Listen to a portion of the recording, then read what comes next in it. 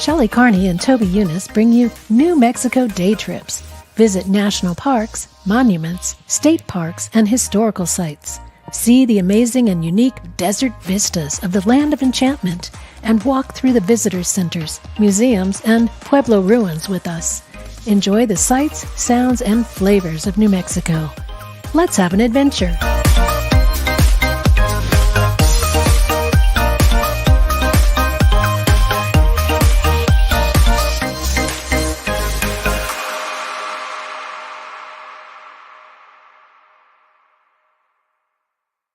Hello, and welcome to New Mexico Day Trips. I'm your host, Shelley Carney. And I'm your other host, Toby Eunice. Tonight, we're going to be sharing about our trip to Socorro to see the Minerals Museum at New Mexico Institute of Mining and Technology. I discovered we're pronouncing it wrong.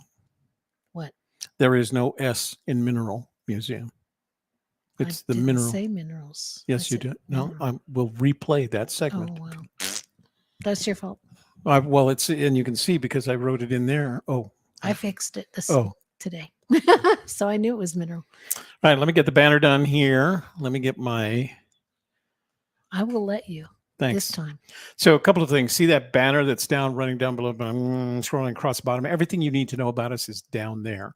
So make sure if you want to reach out, you want to talk, you want to do anything, if you want to discuss minerals, that's the way to do it. Or museums. But in addition to that, we would appreciate it if before Stardust. you leave tonight, you like our video. YouTube likes it when you like our video. Share it with your family, your friends, your neighbors, your business associates, the entirety of your social network, so that we can grow the channel. Finally, if you are not already a subscriber, this would be the ideal time for you to click that subscribe button. When you see the notifications bell, then ding, ring that notifications bell. Ding, Bing, ring. bing, bing, bong, boom. The notifications bell, and that way every time we start a live stream or upload a video, you'll be immediately informed, and as a result, in the know. because there is nothing better in life, ladies and gentlemen, than being in. It is glorious to be in the know. Glorious. Glorious. Gloria. Glorious. All right, so what's going on tonight? Do you have any good news? How's your week been? We haven't had a chance to talk. We've been so busy. Well, we were together yesterday traveling, so good point. You Yeah. kind of know how that went. I guess we probably used up all our conversation then. No? Yeah, I think we did. Next time we were going to find that damn steakhouse. Well, you gave up too quick. I know. I shouldn't have. That's not like me. Usually I get what I want. But we got food. Yeah, we got food. It was pretty good. It was okay. I hadn't had a veggie sandwich in a long time. Oh, no, ciabatta, no less. Yeah. So Ciabatta. Ciabatta. Big car. So, and yeah, never liked we it. went to Socorro again, because, we go there a lot.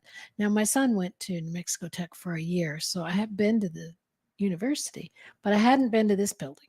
Mhm. So that was new and different. Well, technically, you could go to this building and not have been at the university. It's not on the campus. It's just off the campus. It's part of UNM. It's part of New Mexico Tech, but it's off-site of the campus, which, I guess that's how universities start out. They start out small and compact, and then they start putting buildings here, there, and everywhere. Well, And it's pretty soon UNM. it's That's how everywhere. UNM grew. But Socorro's a pretty small town, so I think when I went to UNM, it was the- probably half the size that it is now. yeah, I think the university in Socorro takes up about a third of the town. Well, they have to have parades, so where else can they go? And they don't even have sports teams. They have like intramural teams, but they don't have like football and stuff like that. They're just not that big.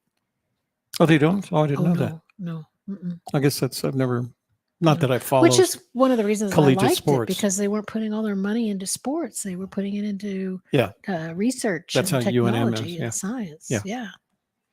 Yeah. I have two memories of New Mexico Tech. One is that I took my grandson, Phoenix, to the state science fair finals there. He was one of the finalists, and both his mom and dad, my daughter and son-in-law, were going to be tied up that weekend, Sean with a show and Daryl with a swimming competition. And so I took him down there. We had a great time. We got a little BRB. Airbnb. Not BRB, is it? BRB is very back. Okay. Airbnb, and we had a lot of time. We had a good fun, and I went to that steakhouse with him that I've been to more than once. I don't know why I can't find it again.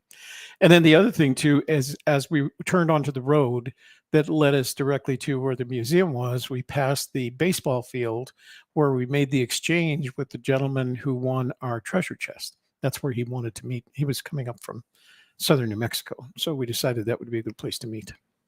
So that's my other memory of the So location. we do our show and tell. What did we get when we were there? Yeah. Here, I'll let you talk about it. Since we didn't set There's up the first one. a spare camera today.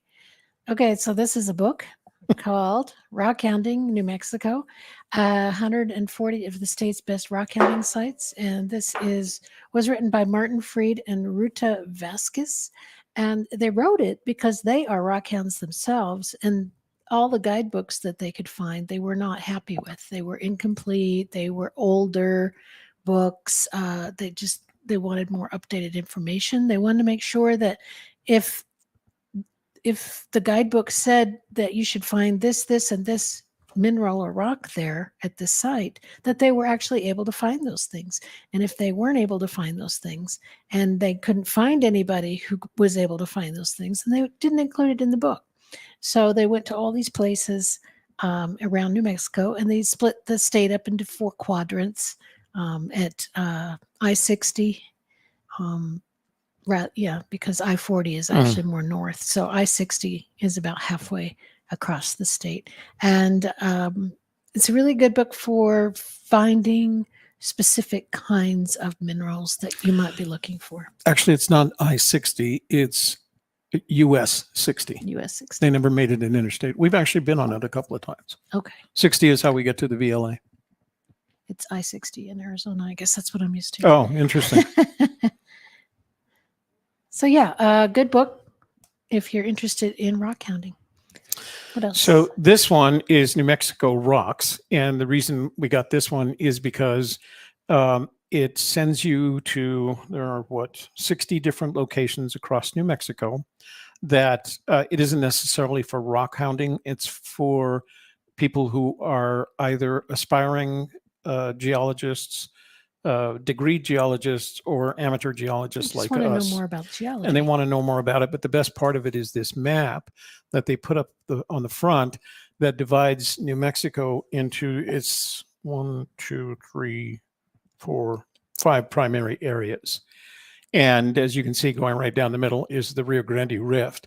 And most geologists feel like it's the Rio Grande Rift that makes New Mexico so unique and so varietal when it comes to geology. They really love it. And that's what these guys were, geologists rather than rock hounds. So when they describe the area, they talk about the area from there's a lot of photos in it. Geological perspective. I mean, it's very...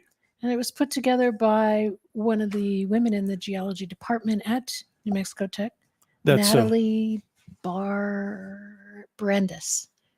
And her husband was a photographer. Oh, okay. Yeah. So Paul Brandis. Very and then nice. the last one I got, and this is kind of silly of me.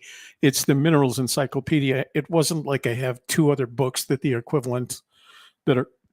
the equivalent of the Minerals Encyclopedia, but my philosophy is you can never have enough of this kind of stuff, informative stuff. So I was inspired by, we saw a display that was on behalf, yesterday we saw a display on behalf of John Dana and his son.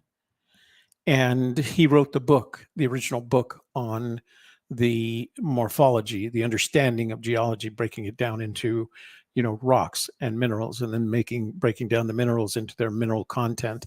And I think he published the first one in the late 1800s. The last one was published in 1944. And I found one that was 1938. There's 3 volumes to it. You'll see it in the movie. I think we even sent pictures too. I found one on Abe Books from 1938 that were the 3 volumes, but they were the predecessor to this kind of book that describes, each. Tons of photos in there. Yeah. I mean, every page is photos and descriptions. So anything that you're looking for, you'll find in one of these. I would have brought out the other two. Then Lorraine says no such thing as too many books. Yeah, I agree with you, Laura. I feel the same way. So they had a lot of interesting giveaway cards. This is New Mexico's geology in terms of the areas. As you So can see the big red one. I think it's the big red one. Oh, that's Santa Fe. that's the Santa Fe caldera. Santa Fe has its own caldera. Okay. The map that they had all over the place in that facility was the one of Mount Taylor. So I was like, oh, that's not Mount Taylor. Mount Taylor's Mount not Taylor's on over here. by Yeah, Grants. it's It over wouldn't here. be as distinct. It would be Yeah. like over in this area here. Yeah, it's near the border. And then they have a What's this one? I don't know. Tiny red one, teeny tiny. Is it a newsletter? Is that Taylor? Tiny. Yeah, Yeah. must be. So we could go to if we ever Since went. this is the whole state, right? If That's we gotta ever be it then. went to Santa Fe, we could stop at the BLM office because they have that map there. So they publish a newsletter, and these were the last several, and they were interesting talks. Topics: climate change in New Mexico's water resources, a 50-year outlook, and that map explains like here's our problem. See that brown part? That's drought. Drones for geosciences, a new eye in the sky. How could I not get that one? New Mexico's climate in the 21st century, a great change is underway. And then climate change and water resources in New Mexico. So there's a lot, there's a lot about the drought in there that we're experiencing. I don't know if should I open this? Yes. So the lady, Shelley asked, so this poster was on the wall, and Or they had their own poster on the wall. And Right. I wanted to know if they had any more for sale. and so, yeah, Shelley had that conversation, and she said, yeah, we have some in the back. And when she brought it out, what did she tell you? Well, she gave us that piece of paper to go with it. Said, here's the information. And It's going to cover us up for because just a Toby spent so much money, she said, I'll give you the poster for free. So some of the minerals of New Mexico. And then they have this little handout. And information guide that tells That you comes all with the it. different ones. So I'm going to have that. Vanadinite, quartz, smithsonite, metahuitite, and gypsum, halite, barite, fluorite, azurite, calcite, pyrite. There was a lot of pyrite. All different kinds of pyrites. Yeah. Wolfenite, magnetite, copper, smithsonite. So anyway, I'm going to have this Gold. matted and framed so that Gold. we can put it on one of my walls. I'm running out of wall space. Malachite. There was a lot of malachite. Malachite and down in that azurite area. are very common, as is smithsonite. Those are very. Smithsonite out of the Kelly mine, which is not far from where we were. Down in Magdalena. There was a lot of mines in New Mexico, which I guess is why there is a university called New Mexico Institute of Mining and Technology. Yeah. And it's in the area where it is because there were so many mines in the area. Well, the Socorro district has a lot going on, geologically speaking, and that produces kind of what they're looking for, not only in terms of mineable products, everything from lead to coal, but also the mines will produce minerals that people will buy. I mean, and people still do. So I need to clear my throat. What are you looking for? I guess the rest of it is just the minerals that you purchased, and we can show those in the. I've got a picture. I'm gonna make. We got Jolly. It's a quartz varietal amethyst. So the top part is the clear quartz, and the bottom is, do I have it upside down? Hmm? The top is clear, and the bottom is amethyst, is purple. Yeah, pretty much. So it's not all that clear. It's all pretty much purple. So I thought it was a really good price for what they were offering. So we got Shelley that. And then I got some specimens that I felt like were kind of not New Mexico. They came from other locations, but they were very. Yeah, I'm glad you got the Pecos diamonds because, we keep hearing about them. It's good to have one to actually see, okay, compare this it. is what it looks like. So if we ever go looking for them, we know what we're looking for. Well, as you'll see in the photograph, I actually got two different varieties. Yeah, One I is saw a that. is a quartz looking cluster. Yeah. So And then you got several points. I did. Yeah. Yeah. So you want to look show at you pictures? those in the pictures. Yeah. So let's open those up. Let's look at the pictures. And if you're interested in viewing the photos, the link is in the description box of this video. And we also have a photo album of each of our day trips on our website at nmdaytrips.com. So you can see that list. I thought that was a really good idea for Shelley to put that together. So I'm going to go through these real quick. Shelley takes these pictures while I'm outside setting up the cameras that run on the hood. Actually, the one camera that runs on the hood. And then I look up and I can see through the glass that she's taking my picture. Look at that reflection on your truck. Yeah, no, that's great. I'm impressed. I think it's a great picture. Nice bouquet back here, you know. I took that with your phone. Oh, you did? Yeah. The 14.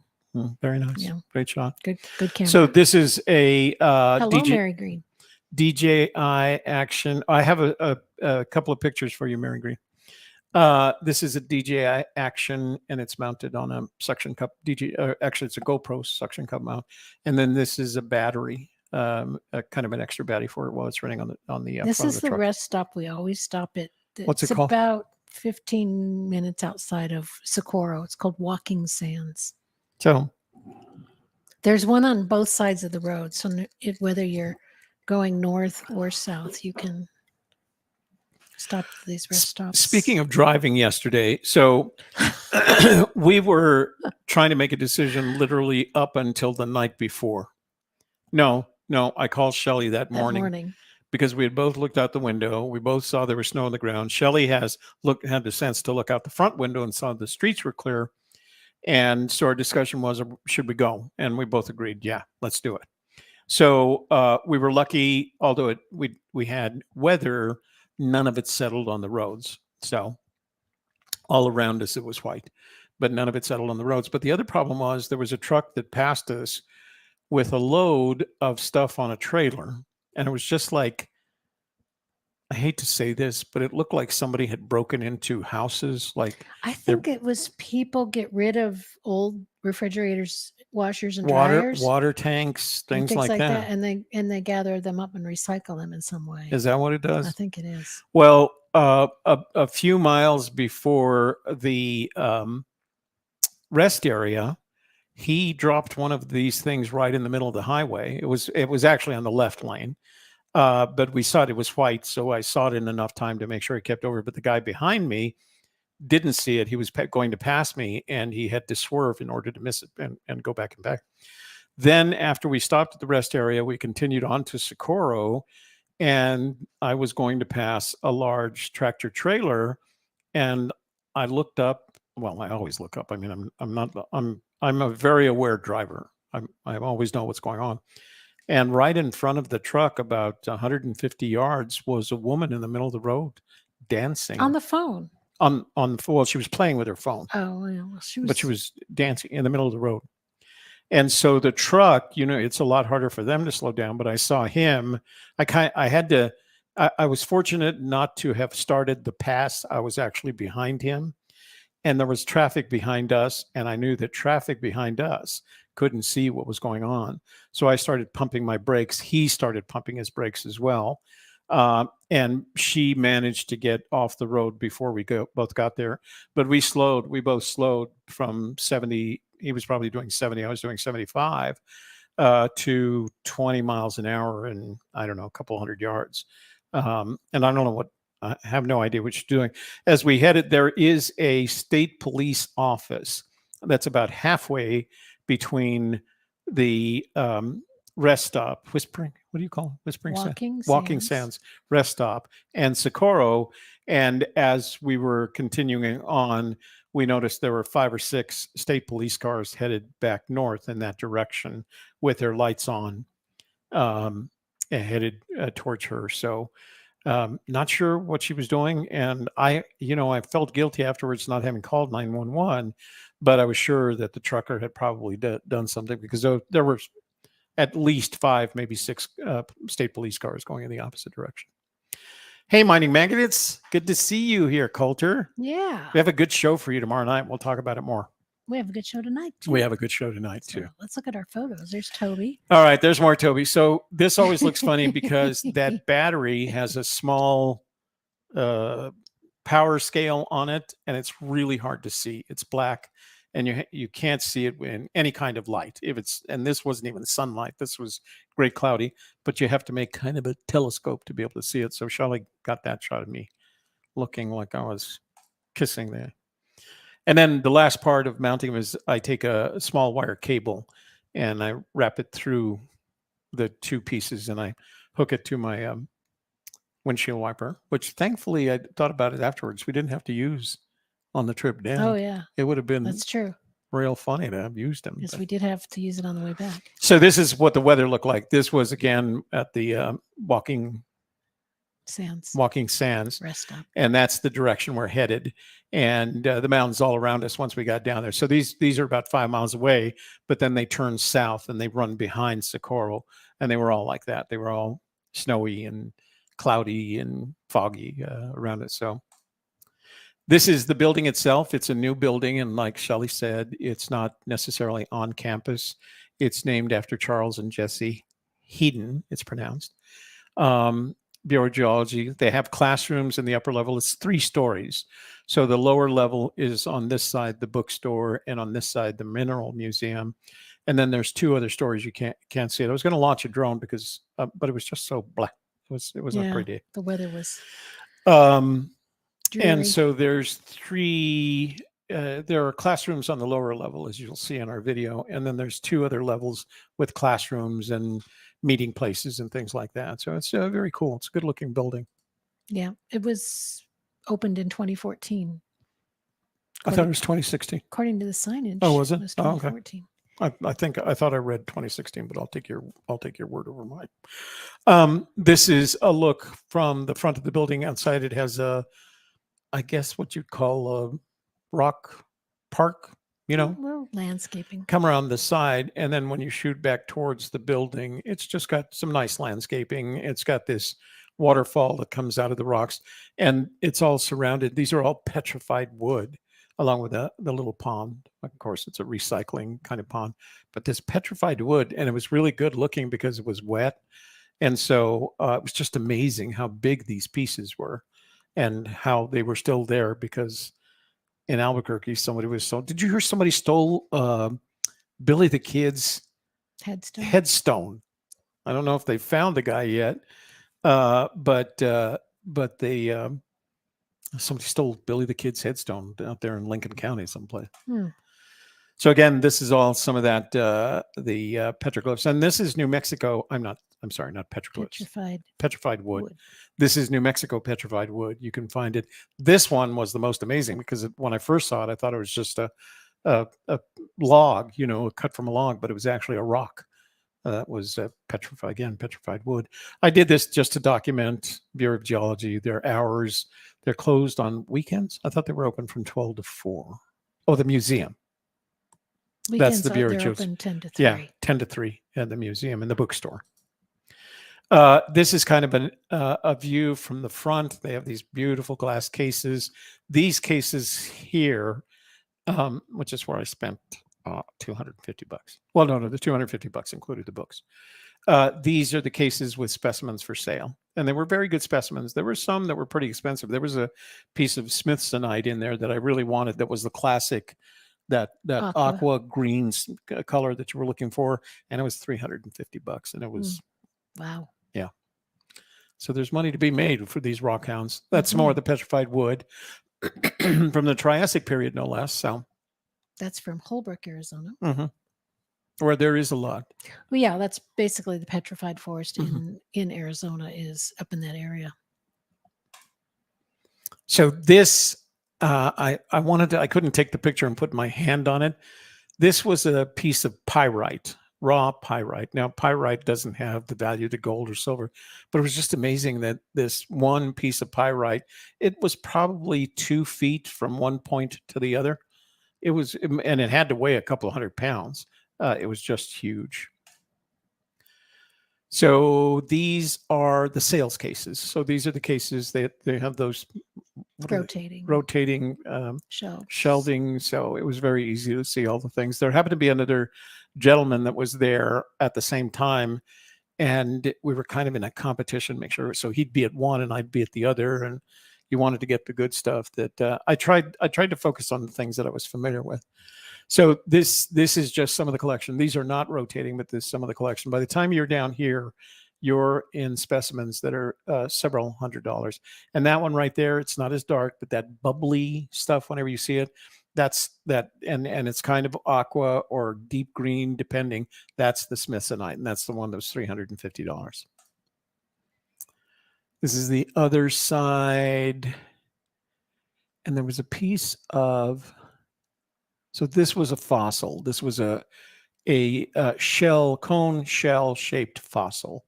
So they do have some fossils in there. So this is what I ended up buying. I'll take individual pictures that I'll eventually publish. So this is turquoise. This is a form of quartz that's very, it looks like rough sandpaper. I don't know how else to describe it. It's very bubbly. This was the closest I could get to the azurite malachite stone. It doesn't do it justice in this light.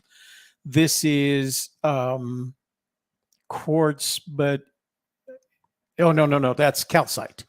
That's calcite, and that's the Smithsonite. And even when Shelley looked at it, she goes like, well, this doesn't look like Smithsonite. I mean, it comes in a number of varieties, and that was as close as I could get. That was $17, and it doesn't come anywhere near looking the Smithsonite that I couldn't afford to buy.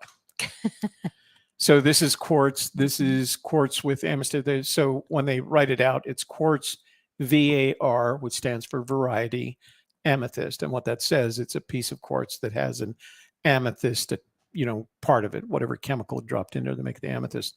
This was really cool because it was pyrite, but it was growing when it was in its form, in its place. It grew calcite on it. So it's not a perfect piece of pyrite by any stretch of imagination. What makes it unique was the fact that this calcite grew along with it. And when I looked at the prices on the specimens that were for sale, the ones that were combinations. So if it had, if it was pyrite and it was growing out of a calcite bulb, or if it was azurite and it was growing out of a malachite bulb or surface, those were always the most expensive. So these are things that we want to go look for. So these are both what they call Pecos diamonds. And they come in a lot of different forms. They come in a little globular form that I've never liked. They actually had those for sale in the bookstore. This is the quartz size Pecos diamonds. And then you can see right here, this is just a vial of what they call double terminated quartz crystals. Points. And they're also Pecos diamonds. I saw a guy and his girlfriend. They were from Germany, but they were down at this area, and it's around Roswell. Is that where it's at? Yeah. The Roswell area? I think it's south of Roswell. Is it? So the Pecos heads down in that direction past Roswell. And so they were down there, and they were searching for, you can find Pecos diamonds on the surface, right? But they're these colorless ones. If you dig around, if you know where to dig and you dig around, you can find what I would call ruby colored Pecos diamonds. And that's what they were finding. They're not very big. You'll see them on there. They're about as big as these, but they have a lot more color to them. Anyway, those are the specimens I bought. This one I bought because this is actually turquoise ore. And the strip of turquoise is right in there. So I wanted to get that because I wanted, it's New Mexico, and I wanted to get something. Although they did have other pieces of turquoise, it's another one of those that if you got the raw turquoise that was out of the ore, it started getting really expensive. And the greener it got, or the bluer, green blue it got, and the less ore that was around it, it got progressively more expensive, but it was a lot of fun picking them up. I enjoyed that. I'm going to take some individual pictures of them. So, you know how I feel about googly eyes because my aunt Lucy loved googly. My aunt Lucy used to say, "You can never have enough googly eyes." Well, they've had these two. So this is calcite, and then they've got these two huge quartz crystals on it. And this surface, there's a couple of surfaces on these quartz crystals that they polished, so they're just beautiful. But I don't know whether they did this or somebody came in and put googly eyes on them. So I thought it was pretty neat. So this is the guy that I was talking about, Dwight Dana and his son. So they first published in 1937, and he started. 1837. I'm sorry, 1837, and he's the one that started describing minerals in the context of whatever their morphology was, and that included things like not only their colors but the chemicals that made them up. All these minerals. The difference between rocks and minerals is rocks aren't made up of a chemical composition. Minerals are made up of a chemical composition, and then minerals combined in other rocks to become part of the rock, right? So that's why they chip them out of the rock. Yeah. What did she say? I used to have a tumbled league ball size of malachite from Africa, housebreak in. I think the thief thought the raw copper that showed in it was gold. It was gold, yeah. Yeah. And that's the other thing about these, as you'll see in some of the cases that we took pictures of and made videos of, there's lots of combinations of these things. So you'll see strings or threads of gold in calcite, or combinations of copper and silver in another chemical. So they're found in similar places. People say that if you find gold, it's because you could smell the sulfur. So there's some relationship between sulfur and gold. It makes it easier to. Anyway, this picture is interesting.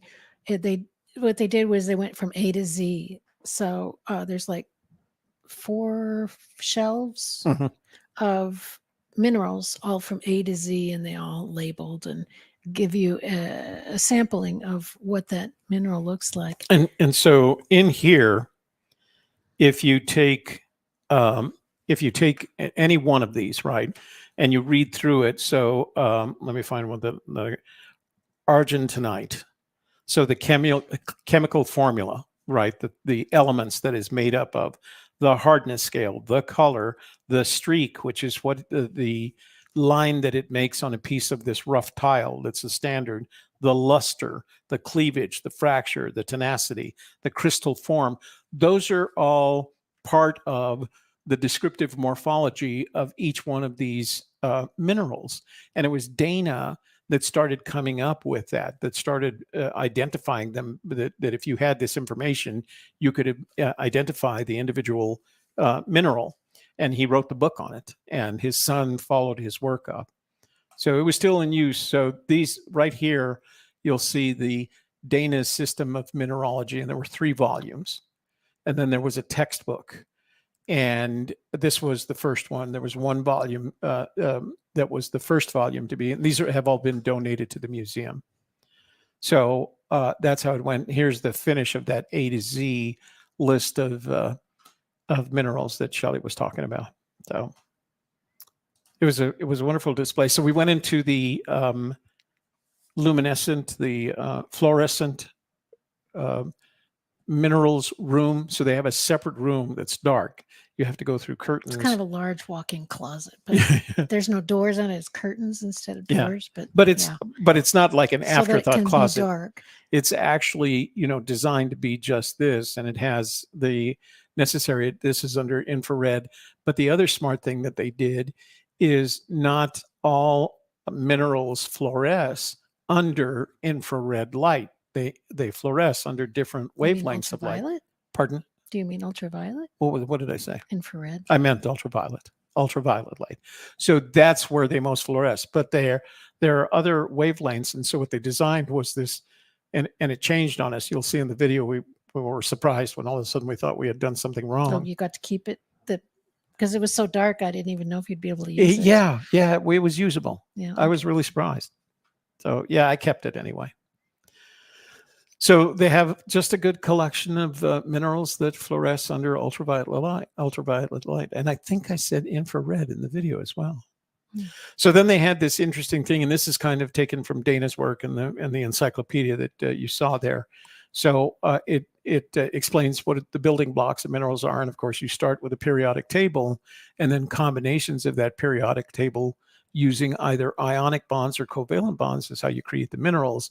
And then the elements, the building blocks of minerals. What I thought was interesting is I always thought of Niels Bohr as a mathematician, right? And a competitor of Einstein. But he shows up here as well. So I just got close up. These are kind of, I wanted these so I could understand it just a little bit better and not be so dumb about it. But they make, if you ever want to get some understanding, what this big blob of blue. that's the that's the $1 million Smithsonite. Oh, wow. Yeah. And that's Kelly Mine. That's the Kelly Mine $1 million Smithsonite. So they had 2 cases. So they divided the room into New Mexico minerals, then Southwest minerals exclusive of New Mexico, then United States minerals exclusive of the Southwest, and then the continental minerals. And they went North America, Central America, and South America exclusive of the United States. So they had it organized in a very understandable way. There was 2 cases, New Mexico. Now, this is the first one that you see when you walk in. And they had aldemate. They were easily recognizable from the Smithsonite to the turquoise. And they had, pretty good sized specimens of each. And then on the back side was the other half. Now, I couldn't get the full picture in because my back was against another case. The front side was not, I didn't have my back against the case, but they did a good job of collecting some of the best examples of New Mexico minerals, as they did with almost everything else. Now, you got to remember, a lot of these have been donated, and on each of these little cards, not only do they describe the mineral from its elemental breakdown and things, or the location where it was from which it was collected, but they also mentioned the person that donated, what collection it was donated from. And I was always the danger sign in that case. They also include old mining memorabilia, tools, and things of that nature. So that was just a sign from a mine talking about danger of blasting, or if it's danger of falling into holes. Or yeah. So that is a DuPont blasting machine, is what they called it. And that's one of those things that you see in the movies where the guy has the plunger and he pushes down, big explosion. That's what they used to do. That you can see right here, those are the electrodes where they would attach their 2 wires. They have a lamp, I guess. Yeah. A lamp. So there's a lamp. I can't see. Keep what down. So yeah, mining, you discover, whether you go to a museum or you've actually been in a mine, is not A, an easy job, and B, any less than dangerous. You've got to have a different brand. Plus, if you're claustrophobic, I've been in a couple of mines. I'm not a claustrophobic person, but I've been in a couple of mines that I think to myself, I feel like I need to get out of here. Yeah. Well, you were in places where you weren't really supposed to be. True. So. Yeah, exactly. So again, New Mexico minerals. And then they had one case that is dedicated to gold and silver in New Mexico. In the New Placers district. That's right, in the New Placers district. And you can see here is a gift of Gary and Priscilla Young. And then the number. Now, they said there were 5,000 specimens on display in the glass cases, of a total of around 18,000 specimens. And can I talk about your dad? Mm-hmm. So one of the things, Shelley's, well, you tell the story. It's your story. You tell it. All right. Well, my stepdad has been a mineral collector for many, many years. He would go into abandoned mines, pit mines, things of that nature in Arizona. So he has quite a collection. And at this point in his life, he's ready to donate it to a school or something. So we're going to talk to New Mexico Tech about if they're interested in a donation of his findings. Mm-hmm. I actually called and left. I called the senior curator down there today and left. He didn't answer. He left, but I left a voicemail. I'm looking forward to hearing from them because It may require us to go to Arizona to pick up the collection in order to bring it back, but if they want it, I'd love to see Shelley's dad stuff go in there, stepdad stuff. Yeah. So this is one form of gold, and you can see it's in a matrix of other things, including the quartz right here. And one of the common themes of gold prospecting is if you find quartz, you can find gold. Or that's probably not the right thing. I wouldn't think so. Quartz is the most abundant mineral in the world. Right. So if you're around quartz, you may be able to find some gold. I don't know. There's got to be. Let's see. Is Coulter, are you still here? What's the relationship between? Because he's an engineering guy. What's the relationship between quartz and gold? There is a relationship, but see how they're like gold threads. Mm-hmm. And it surprised me in this case, the varieties of how gold can grow in whatever matrix it's in. So this one decided on these little threads. I don't know what the difference, I don't know why it happens that way, but you can see this is the San Pedro Mine, New Placer District, Santa Fe County. That's where I think it was a magic spider. You think? That's its web. Out of gold? Yeah. So back to the real world for just a moment. Or maybe it was Rumpelstiltskin. When we took the tour of the Turquoise Trail, we went past the San Pedro mine. We didn't go up into it because it's not open to the public, but we went right past it. So this was another one. This was a big. I would call this about my fist size, maybe a little bit bigger because I don't have a big hand. But that was another form, and you can see it's that dull gold color. Gold is not in its raw form very shiny to begin with when it's processed. And then this was yet another form. It looked to me like a piece of broccoli, But these are all lace. Of what? Kind of a lace. Yeah.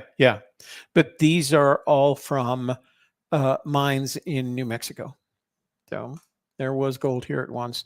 This was a beautiful collection of gemstones from all over the world.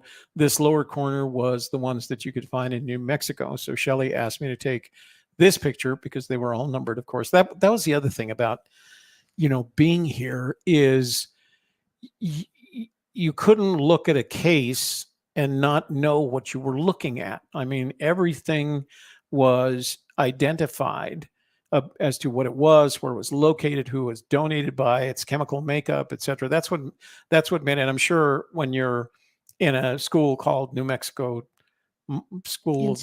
Institute of Technology and Mining and Technology, you're going to need this for your students because they're going to have to study these things, and they're going to want to know, what it is, what it's made of, where it came from. And I don't mean necessarily by whom it was donated, but where it came from in terms of the location in which the specimen was collected.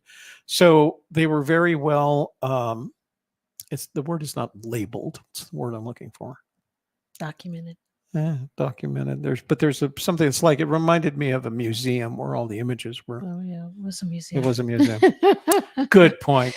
Anyway, so I wanted to get these, and then we got a picture of the New Mexico gemstones, and that's this grouping right here. And if you need to, you can zoom in on it when you guys open it up. And then, so for example, there was a peridot, and I just love peridot. It's that stone right there. And unfortunately, it was slightly out of focus. But I didn't know you were taking it through glass, so true. I didn't know you could collect peridot in New Mexico. I think they're kind of inside geodes, aren't they? Yeah, a lot of them are, or they're inside those. Remember the rocks that I used to call the river of rocks when we were up at Rio de los Pinos? Those rocks have peridot in them. I know. We need to go back up there. We have to go back up there and start breaking rocks. Because it is BLM land. It is. That area is BLM land. Just have to let them know what you're doing. You don't have to let BLM doing it. I thought you had to have some kind of a permit or something. No, you have to have a permit if you're using mechanized equipment or if you're digging more than 2 cubic yards. Mm. But if you go in there with a hammer and chisel and start breaking things off, you can do that. Mm. So they don't like the idea that you're going to destroy part of the land in the process, but... Well, we wouldn't. We would just be beating on rocks. Yeah. Taking out all our frustrations on the poor rocks. So this was a collection that was donated by the Rex Nelson, and it's all turquoise, and you can see it from the white all the way to the dark blue and green over here. So it was a very nice collection. Does it say where it comes from? Yeah, so those are the mining districts. So we're blue up here, the Cerrillos district. That's the one that's in Santa Fe County that we've been through. Hillsboro is interesting because there were a lot of different minerals from the Hillsboro district. There was actually a case dedicated to it because of the variety of minerals that had been collected out of the Hillsboro district. It was very impressive. So this was the lobby. As you go into the building, as you enter the building, the Mineral Museum is on your right, and the bookstore, they call it And publications. in the center is a giant geode. Yeah, I got a close-up picture for Mary Green. That's from like Chile, isn't it? Yeah. So there's a, I don't know, waist-high geode for you, Mary Green, with amethyst. Pretty impressive. Yep. So that's the Mineral Museum for the bookstore, and that's just looking up into the skylight. They had this nice design here, and then you can see you can look up towards the offices and classrooms, although there were classrooms on the lower level because we could hear them. Here's another geode for you, Mary Green. That was in the bookstore. And that was us at lunch. I am not angry there. That is not me being angry. This is Shelley just taking our picture. So, all right. That's at Socorro Springs at the restaurant. Because I didn't find my steak. There's a steakhouse down there somewhere. We'll find it next time. We go there often enough. All right. So shall we see the video now? You want to see the video? Yeah. Another long video for you guys. We couldn't help but just, I don't know, shoot everything. It was just. And Toby doesn't like to cut things out. I don't like to cut it. Well, it was just so damn beautiful, you know? They're beautiful. You can hear me keep going, wow, and beautiful. And I'm just talking this thing. Okay, here we go. Well, I'm going to do the intro because Toby's supposed to be driving. It is Tuesday, and we're on our way to the Minerals Museum at New Mexico Tech. And it snowed last night, so you may be seeing snow on the mountains around us. It's a little cold, but it's not as cold as it could be. I talked to my kids yesterday, and they're in Vermont, so, it could be a lot colder. And this morning I found an app at the App Store that was free. It's put out by the University of Wisconsin and the Department of Geology, National Department. So it was a free app already paid for by the government, and it's called Rocked, ROCKD. And I checked that out, and Toby liked it so much that he downloaded it as well, and we recommend it. It's a free app. Check it out online, and it gives you a lot of information about what's around you. So it tells you the paleontology years, the elevation, all the things that are around you, and gives you a lot of information. It's really good stuff. So check that out if you haven't looked at it yet. If you're on a day trip, no matter where you are, it should help you out, especially if you're in the United States. Then we're hoping to see some really good mineral exhibits and specimens at the museum. Don't know what else we'll do today. It kind of depends on the weather. There's a chance of rain this afternoon. If it looks okay, we're going to give it a try. We'll go towards Magdalena and see about maybe getting some pay dirt for ourselves. If it's too cold, we may just get some lunch and head home to kind of round out the day. So what do you think? It's going to depend on the weather, of course. If it's cold already, it's windy already, whether or not we get rain and or snow will make the difference, because the area that we're going into is unpaved roads and sandy wash. So it really depends. But I'm looking forward to our visit to the Minerals Museum. I've never been there before, but I love geology, and I think seeing all these specimens from literally all over the United States, it is a highly regarded museum, and they have their own bookstore. And they also have specimens for sale, so we might buy something that strikes our fancy, if you will. but looking forward to it. I hope you guys enjoy it as much as we do. And of course, we'll give you our recommendation as to whether you should make the drive or not.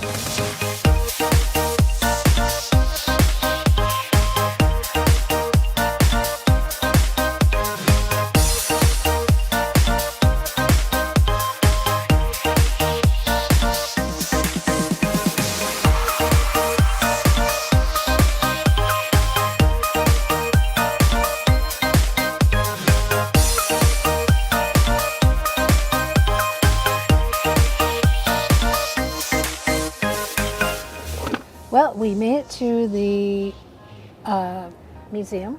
It's very nice out front, even in the winter. It's got benches and rocks and a little pond. It's very nicely, And the pond's in motion. I mean, the waterfall. you know, landscaped. And the museum is behind us. We have our own visitor parking spots, which is cool. It's not exactly like on the campus like I was thinking. It's really close to the campus. So it has its own parking lot, and you don't have to worry about parking, and it's free parking. So very nice, you know. I mean, whenever I would go to a big university, then there's so many buildings, it's hard to find your way around. New Mexico Tech is a small university. It's very compact, and this one's not even on that compact campus. It's a separate building, so that made it easy. So I guess we'll get out and take some pictures and go inside and look around.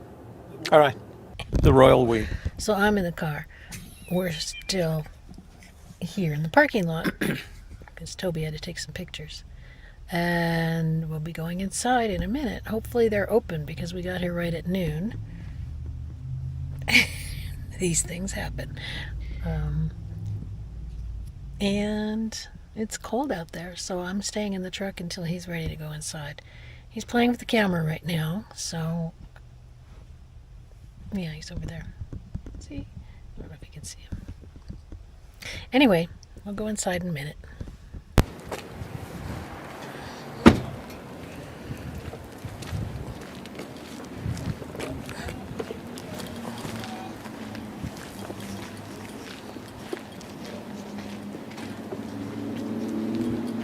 Do you already have your camera? It's not on. But I have it in my hand.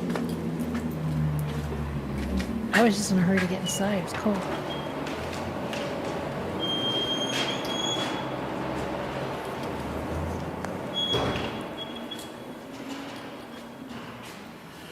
Wow. Echoey. So it looks like. I think she just locked the door, so. Pardon? I think she just locked the door. Must You go were, to lunch. you were twice my game. Yep. You're still not. Or they're just Hi. finishing lunch. So that's the museum side, which we're going into now. And then this is the bookstore side. She was just going to the ladies' room. So then what we're going to Yeah. do is give you kind of a view before we actually go into the museum of what's on the outside. They have this beautiful look at mining in New Mexico and some of the tools that are used by miners and geologists. Shelley and I just watched a video that presented kind of their purpose, their goals, their objectives of the Minerals Museum, but in the context of the fact that we're at New Mexico Tech University. And, you know, to them, this is a science, and their charter is to further the science in order to promote New Mexico, not only in terms of rock hounding, but in terms of prospecting and mining. So it was a sign that said, all right. So like that's a hallway with like classrooms, but there are some maps on the wall. I don't know if you're interested in looking at those. In the hallway? Yeah. Let's go look. We have time. So both the museum and the bookstore are staffed by students here at New Mexico Tech. Over here. Oh. So I recognize this one. That's the geologic map. You can actually get that at the BLM offices. Where's that card? So I saw a whole case full of maps that we'll invest in. This one. Oh, this is the one that I've seen. And then this is the reverse, where they explain exactly what all the colors represent.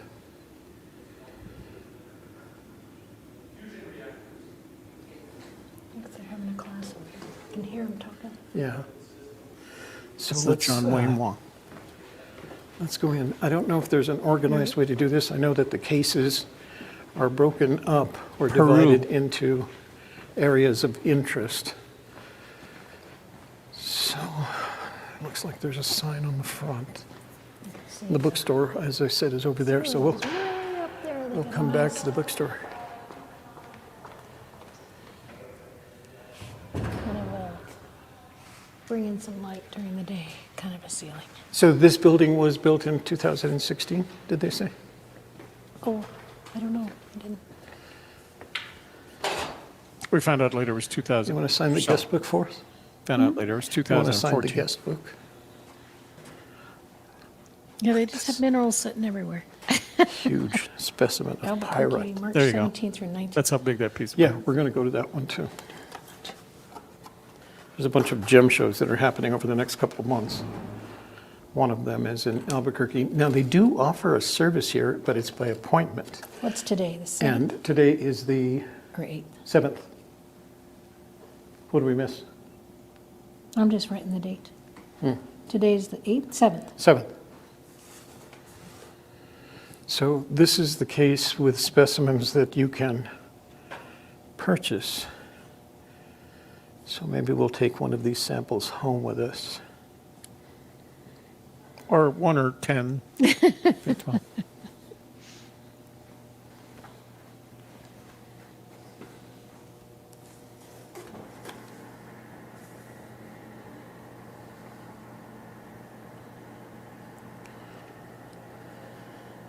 Oh, look, there's an arrowhead. Oh, but it's modern. That means Don't it's scare made, it. it's handmade in India. I'll use the Joe Biden. The pretty Oh, one, there's isn't an it? arrow. So they're very reasonable priced. Shark's tooth. So kind of the rule is if it's not in a case, you can touch it. Oh, some pretty pyrite. So I set a budget for us of around $200, so we'll try to stick with that. We got close. What do we have here? All I asked More for was a specimens for poster. sale. It was just the one thing. And you I- got it free. It was free Brochure because for you the bought minerals. so much other stuff. Pardon? Got the brochure for the Mineral Museum. Look at that pyrite right there. Good little chunk of pyrite. So the first thing we want to see is, well, Coronado's treasure chest. They're raising money for. I want to stop it here. I got to say something about that. So one of the things you hear about is Coronado's treasure chest, which as I read the material, I was under the impression that there was something there that was a display of Coronado's. And what I found out while we were there is that Coronado's treasure chest was a name that was given to this museum by one of the centenary Quattro Century Fair, International or North American, South American Fair, and they just gave it the name Coronado's treasure chest because of the broad variety of mineral specimens, including some of the gold, silver, platinum, etc. So there is don't like me go looking for a display case called Coronado's treasure chest. Sorry. But Display case for that. All right, we'll have to make a contribution. So that explains the displays. had a very good pamphlet. Take one of those, okay.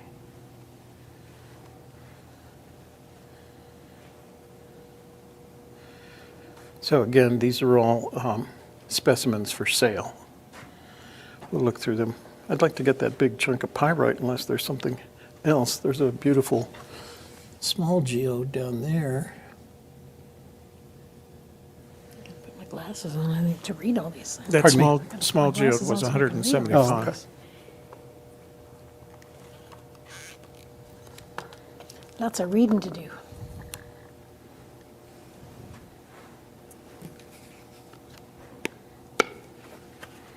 Let's see if I can look at this at the same time I'm walking you guys through this. Let me get my bearings here.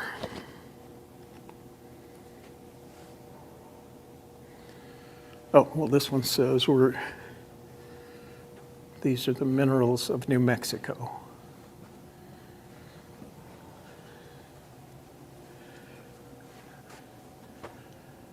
So this isn't exactly a close-up camera, so I'll just give you a tour.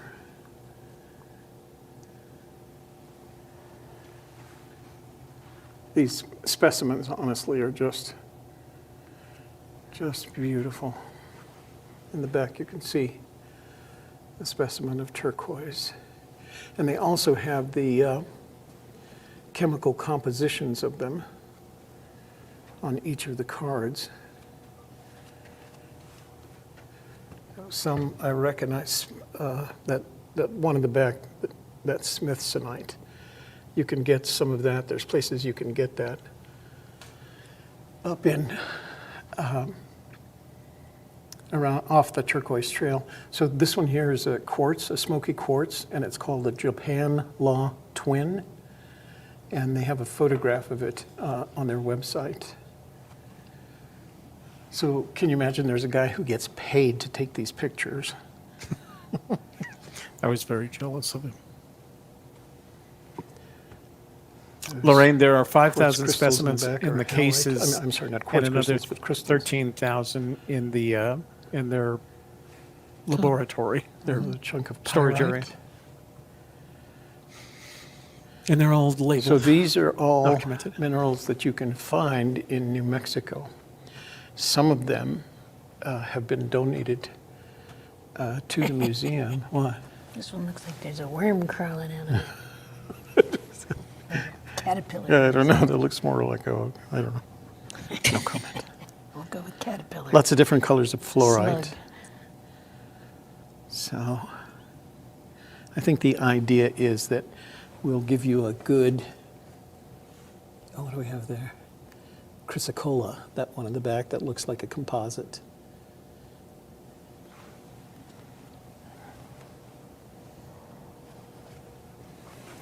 Real big specimen of smithsonite.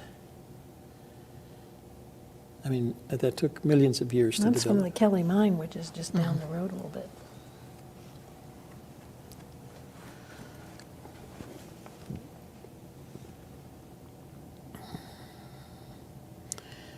Calcopyrite quartz, sphalerite, and pyrite. That was what There's was a fun. DuPont blasting machine. So they used to set up dynamite. 1900s. So Shelley and I do have plans one day to blow head things out up. into the New Mexico. Oh, you know what? What? It's got googly eyes on it. Googly eyes, because as my Aunt Lucy used to say, you can never have enough googly eyes. Those are beautiful quartz crystals.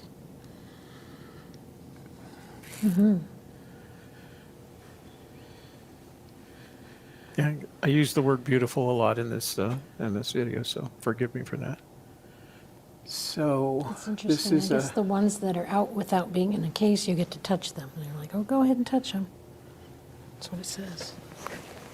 Please be gentle. with your finger. It says, feel free to touch. I will sit right there. I'm not lying. I'm not lying.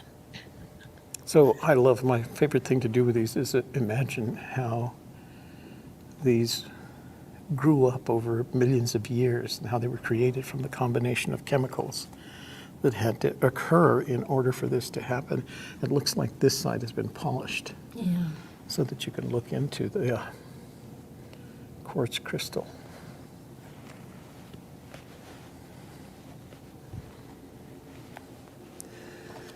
So these are minerals of the Americas. So we're going to see some unusual ones because it includes the United States, Canada, Mexico, Central America, South America, all the way up, all the way north to Greenland. So this is a visual mineral textbook. Oh, you know what? I wanted to go back and see that with you. Gold, silver, copper, lead, mercury, nickel. All of them are named and have specimens. So that's really cool. Visual mineral textbook. And the A through Z was the chemical composition, gold being AU. So this, quote, textbook was donated by someone to the museum.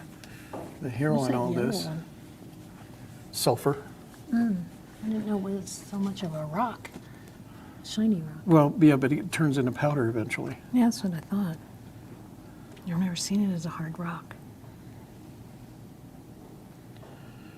So this was, it's called a Dana systematic classification, was developed by James Dwight Dana and first published in 1837. The classification was originally based on simple chemical tests, morphology, hardness, streak, specific gravity, blowpipe analysis, luster, and color.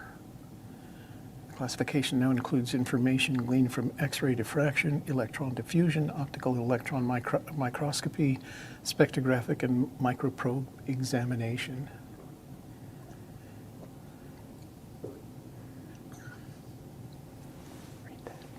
Which one? The system, one? yeah. A System of Mineralogy is the work compiled by James Dwight Dana. His son Edward Salisbury Dana continued the work to classify and identify mineral species, publishing Dana's Textbook of Mineralogy in 1892. Examples of both of these historic texts are shown in this display. Down there at the bottom, they got Got 'em. books. A little. That's a cool little doodad. What is that?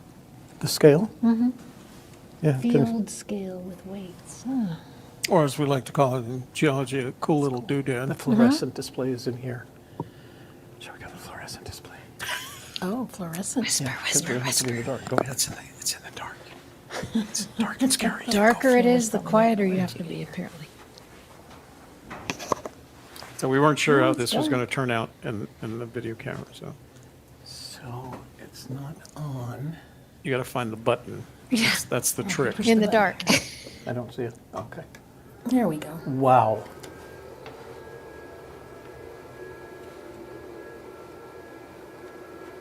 Look at these beautiful fluorescents.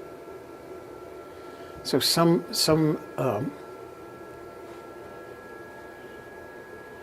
don't fluoresce. There are some that do, and they fluoresce under infrared light. So if you have an infrared light from glue, oops. Oh, you know what? Ultraviolet. That's a different Different kind of wavelength. light. Oh, It's a different kind of I light. started it over, sorry. Okay. I Got a didn't nice realize steady it was shot gonna be there. something different.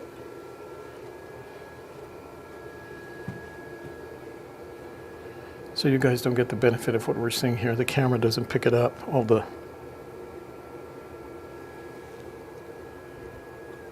All right, there's the different. So the different specimens apparently fluoresce under different different wavelengths of light. It's going to be a red and greenish one now. Yeah, I'm not going to see too much in here in the dark. These cameras. They actually did pretty good. That's I think pretty. something, like I said, you're not getting the benefit of what we're seeing. Is there another one back there?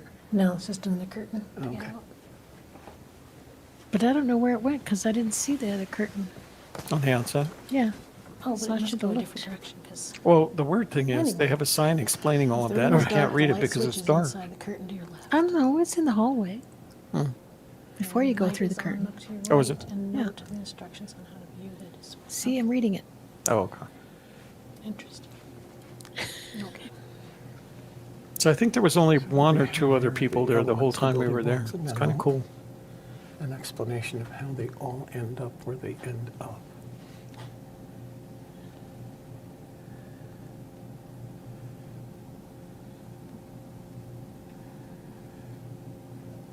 So I don't know if I can get close enough for you guys to see it, but you can see, for example, under malachite, they have the classification and then all the things, all the elements that are necessary to make it up. Some of them were 12 So elements I can read long. Copper, carbon trioxide, and oxygen and hydrogen, but I don't know their combinations. But all of those are necessary to make malachite.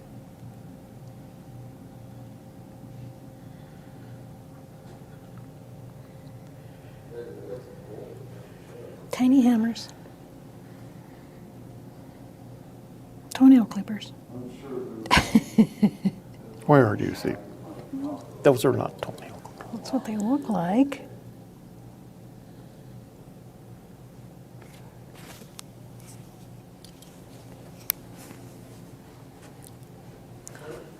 What? Floppy So this is microphone. a beautiful collection here, and a lot of it looks like it's been donated by various people, including some of the antiques. Ugh, So this is crystal What? systems. that guy was screwing up my I hope they audio. have a book on all this. They do. Well, I'm sure they there's do. lots of books out there. So there's the sign, and, Minerals and and- again, you're having to deal with the light here, but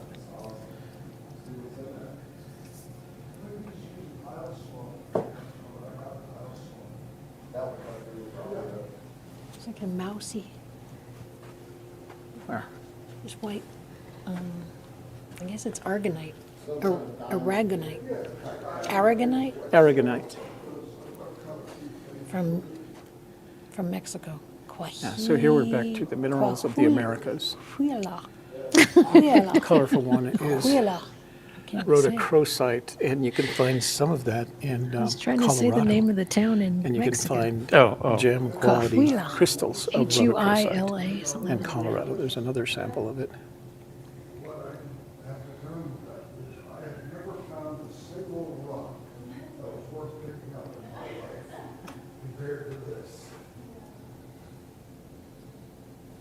They're beautiful. What is that rock that was it your father used to tell you about? A leverite? Leverite, yeah. Leverite there. What is this, Daddy? That's a leverite. Leverite there. I like that article that you put in our newsletter. It talks about taking your kids out rock hounding, and it says, from day one, you make them carry whatever they want to bring home, Right. because if that makes them more discerning about it, and you're not loaded down with everybody's pretty rocks. I thought that piece of advice that said, don't put it in your backpack. Carry a separate bag, Yeah, canvas bag with it, Yeah. which I've seen that them. makes sense. So there's lots of different types of pyrite. Yeah. Let's look at this beautiful Very example sparkly. here. Azurite and malachite are very common to New Mexico, and in that combination, that blue-green combination you see there. It's very pretty. That's They have common what I wanted to buy. But chemicals. So this is the case Malachite Mountains. that's No, the divided combination of by azurite the and various districts. You did buy that. In New Maybe. Mexico. Mountains, Not as good looking as that Oregon blue mountains, green. Silver, copper, lead, and zinc. So this is the Oregon district, based on the Oregon Mountains, where it's down around where Las Cruces and the New Mexico State University Yep. is. We might go to Dripping Springs in the Dripping, Oregon Mountains yeah. while we're in Las Cruces for the Gem and Mineral Show. Do you remember what date that is? Mid-February? Well, it's the 25th. Is it? Okay. So Shelley and I are going to the Gem and Minerals Show. And this one is Santa Rita and Tyrone, which is where? Up around us or down there by Las Cruces? Is it by Silver City? That's where the stars are. It must be by Silver City. And they have copper and gold. Wow. It's pretty copper. So this is the Fiero Hanover. I've read a lot about the Hanover, or at least not read about it, but it seems whenever you're reading about the geology of New Mexico, the name comes up. So that's interesting. So that's not just copper ore, that is a chunk of copper, as is that. But they don't turn green from oxidation.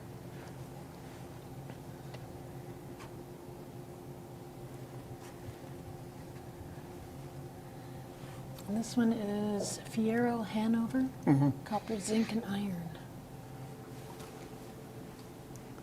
So Hansenburg is the place, or this district is the place that we're planning to go visit, because we know a lady there that runs a rock shop, and behind it there are mining claims that she owns that she'll give you permission to go onto to do some rock hounding. I imagine you have to pay for Yeah. some there's fee to a go. charge for that. Yeah. But it's got some interesting I specimens think she down there. charges by the how much you take out. That's rather that's than right. The hour She, or anything. by the weight, yeah. Yeah. That way, if you go in and you're like, I didn't find anything, well, and then you're not paying just to go look around. So the Magdalena district is, let's see, help me out here. It is, if you're going south, it is west of us Yeah. on Route 60. And the reason we know South of that us. is we go through Magdalena on our way to Datel Yeah. from the very large array. Is And that they have zinc, lead, and silver.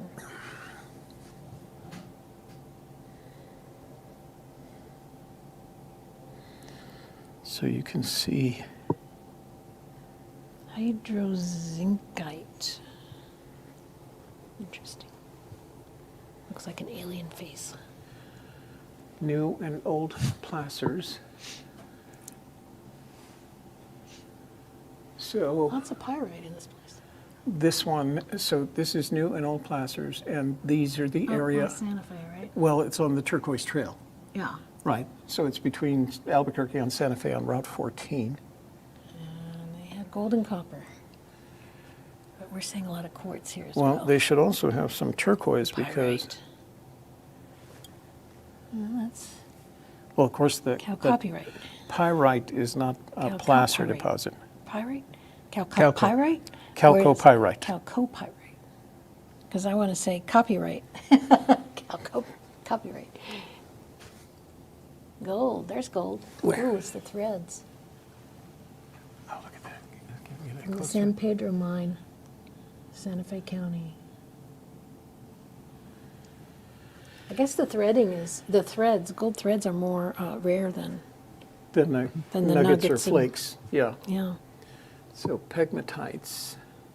But I think that's one of the kinds that New Mexico had more of, was the, So it's amazing to look at the Wire. statistics. Discovered around 1870, last active mining 1968, reported mineral species 134. and that's up north, up in the, It looks like around, north Rio from, de los Pinos. there's the two mountains on that side. Those are the Santa Hey, Rita Cristos. so if we crack one of those rocks open, are we going to find one of these things? Whatever's in here? Well, not necessarily. I mean, it could just be rock, right? So it's not a mineral. Do you see any that look like the outside? I was like the Pyrite? Schorl and spessartine and what? Bidiite? Yeah, we're going to have to get a pronunciation catalog, or a Wow. dictionary. They found emeralds. A pronunciation Where did you see the catalog, emeralds? or is it they call them today, Oh, yeah. dictionaries? Little tiny barrel emerald there. Yeah, Macara outcrop in the Santa Rita Cristo Mountains, Taos County. There's emeralds in New Mexico. Who knew? So this is a guest exhibit from their senior we have a lot of- curator, John Rokovan. Get the rift. We get a lot of volcanic activity. That's why Yes. there's such a Yeah. variety of. So it looks like there's also a traveling exhibit here. Even occasional These look earthquake. like Mr. Rakovan's papers. Even the as occasional they've been earthquake. published in various. Mr. or Doctor, we don't know. Doesn't say. Probably doctor. It's So published. this is a guest exhibit from Chief Master Sergeant Donald Krause.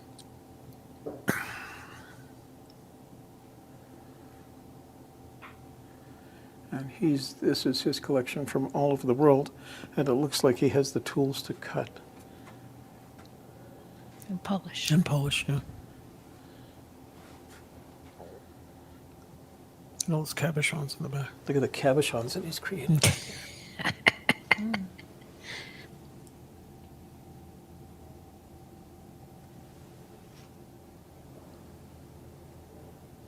Oh, he's even collected.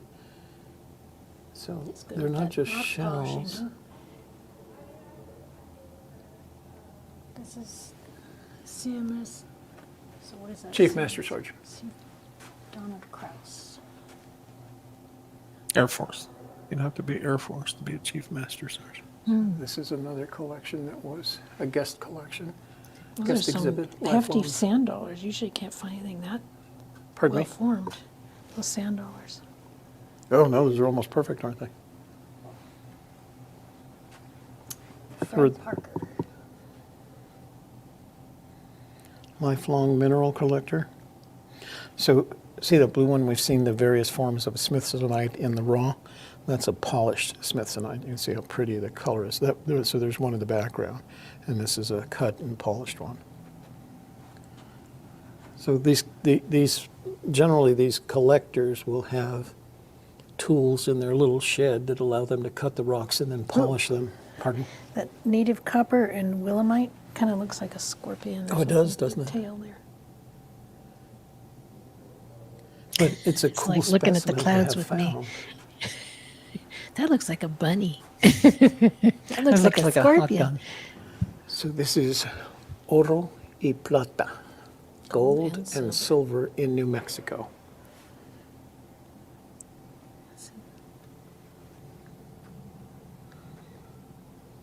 So this looks like the licenses and certificates that were granted to various companies.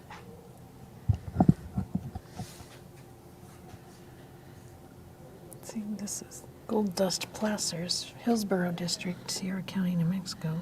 That's that area where the Blanchard is. Gold on quartz, silver, golden selenite. Oh, that's So- a big piece from new placers. Quite a little nugget there.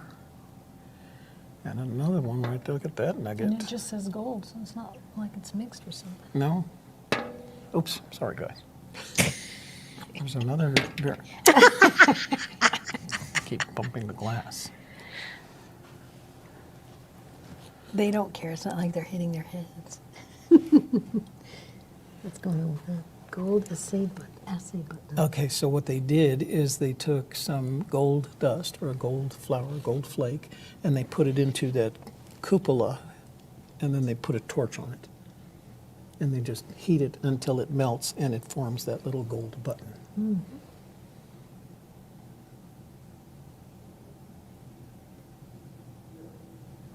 There's a silver assay button. The other thing that they're done is if you've taken the gold in or silver in for assay, meaning you want to test its value, the person that you've taken it into assay for will make one of those buttons. North Baldy. Magdalena district. All right, so here we have some gemstones. Shiny. I'm trying to see if they're from New Mexico. It doesn't say, but there's some beautiful gemstones here. I'm a sucker for gemstones. They're divided by, I think it's just a display so you know what you're looking at. so it says New Mexico gemstones starting from 136 to 151. So where are those? Where's the numbers? On little papers. So these are the, right here. So these are the gemstones of New Mexico. Oh. How nicely they're cut.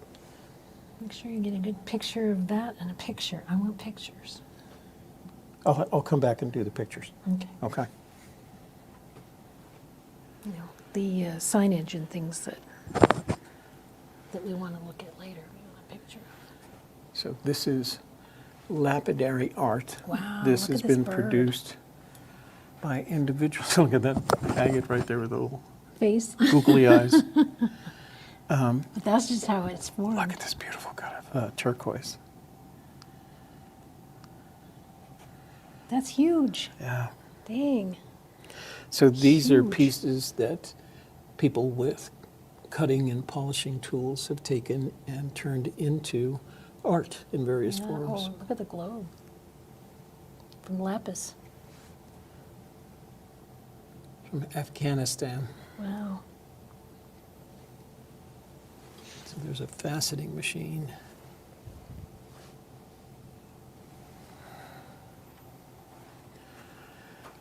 Minerals of the So United apparently States. there's a lot of smithsonite in the Kelly mine. Yeah. There's a lot of Smithsonite is common in New Mexico. I mean, that's, as a matter of fact, when people come to New Mexico to do rock hounding, Yeah. one of the ones that they're looking for is smithsonite because it's so common for us. That's a huge piece of fluorite. Down there. Look at that pyrite like a snake. Or like a couple of snakes. Where do you see it? That Oh, long gosh. piece. Amethyst. So amethyst is just quartz with color in it. So these are minerals of the United States. What's with the bottles?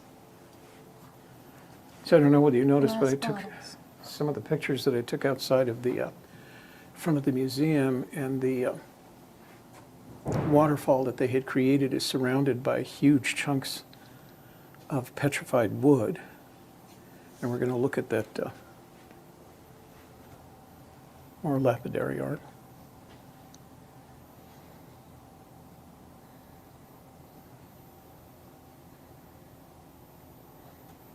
Look at these opals. That red one, fire opal. Didn't I give somebody a fire opal? Look. Me. Yeah. Look at that quartz and agate geode. It's in that necklace you made me. With the So nickel. here's our That's petrified right. wood.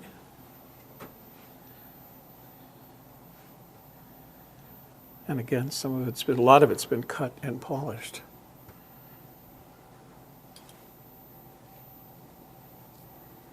It looked like, look at that. How rare is that? Opalized wood. That means after it was petrified, some additional chemicals made an incursion and created the opal. What's this about?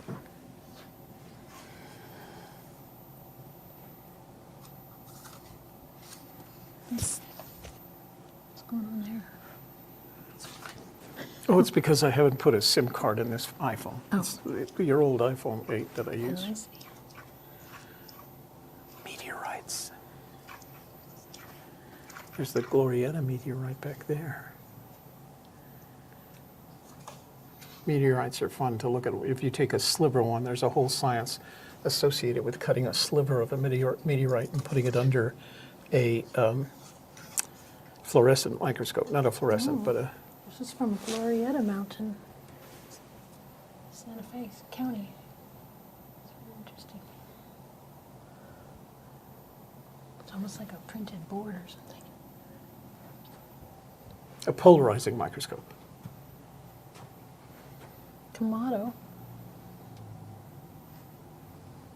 Apparently, we've had a lot of meteors fall into our state. Including Roswell. Well, apparently 47. enough To make a for collection. a good part of this exhibit. So, Agates and Geodes of New Mexico.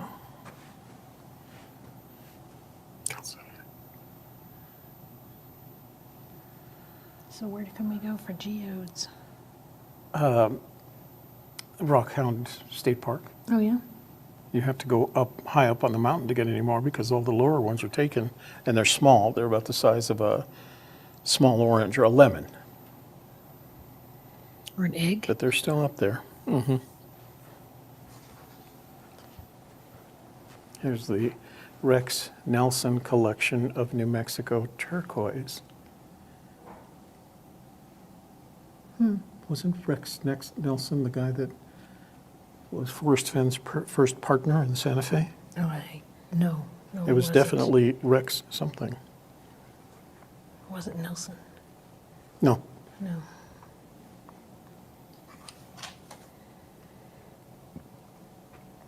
sir, turquoise can be found in white, like up there, or green, or blue in New Mexico.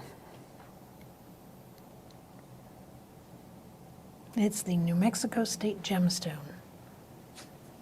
Typically occurs as cavity vein or fracture fill. Secondary copper mineral formed from the interaction of aqueous solutions and weathered minerals, sulfides, copper, carbonates, feldspar, and apatite. Consistently found in arid regions with weathered copper sulfide deposits in or adjacent to potassium feldspar-rich intrusive igneous rocks. And that was your geology lesson for today. We'll have to come back and get one of those. Get one of what? So these are new The Laura acquisitions. mine. Card, maybe? No, I have to cut that. So we have 37 minutes worth of footage here. What are we going to do with all of it? We're going to show it all. Because you guys Probably deserve to because it's see this. content. Because it's what? Because it's content. Shelley's theory. New That's Shelley's theory. acquisitions. So these are new acquisitions, but I wanted to show you, there's another one of those quartz, the Japan Law twin quartz. So I'll have to figure out what the Japan Law is. Some Some law in formula Japan. for geology that produces that heart-shaped quartz, which is what it looks like to me. Oh, we already did this. So the only thing we missed are these two cases here. So these are more minerals of New Mexico. I've got to come back and get some pictures of some of these.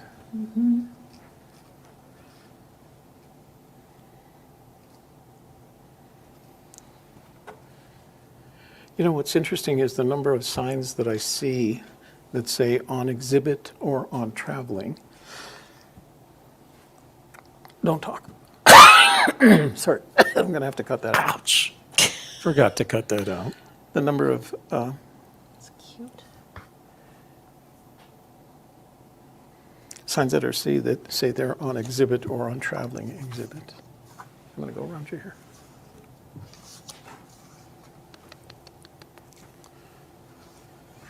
Rex Aerosmith. Ha.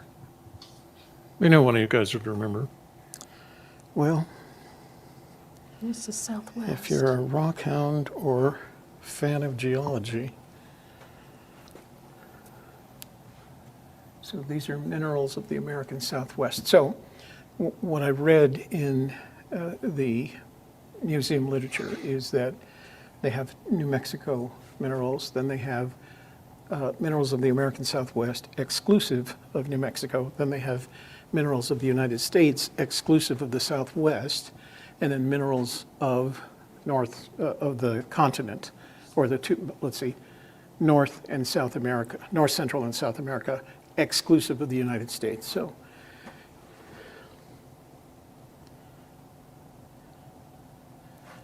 look at that gypsum snake over there.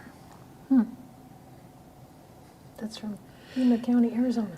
When we were young and we'd go fishing on the upper Pecos River around, let's see, what was the name of that location?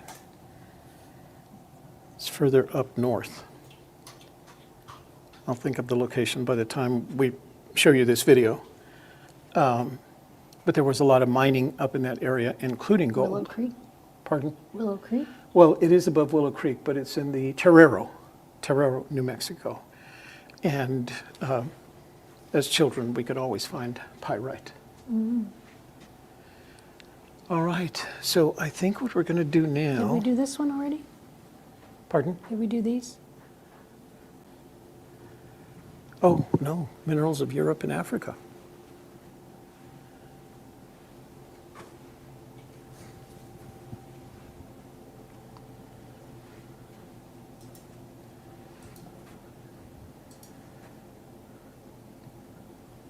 So you know there are minerals that seem to be common to all the continents, and then you look at this, Europe and Africa, and there are minerals that aren't on here that aren't on our continent.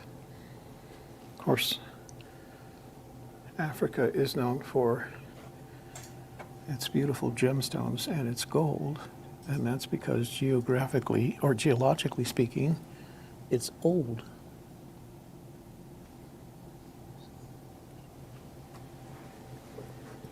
Asia and Australia.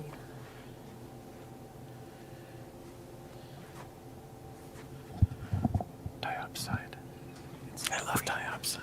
I actually bought a ring for one of my daughters from diopside, Russian, that was mined in Russia, come to think of it. I was looking for opal in there from Australia because I thought they were known for opals, They are known for but I their didn't opals. see any in there. Look at that pith helmet.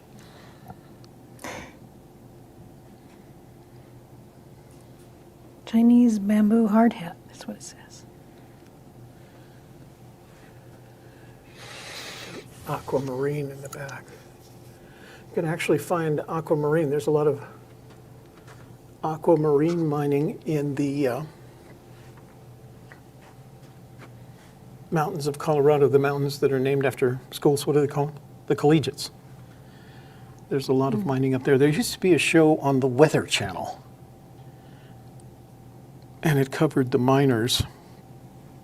It was about the miners that had claims in those mountains and would go up to 11 and 12,000 feet in the summer to mine for aquamarine and several other semi-precious gemstones that were up there, and they would find them in big quantities, and then they'd, at the annual or semi-annual Denver show, they'd go and sell them. I'll see if I can find the name of it.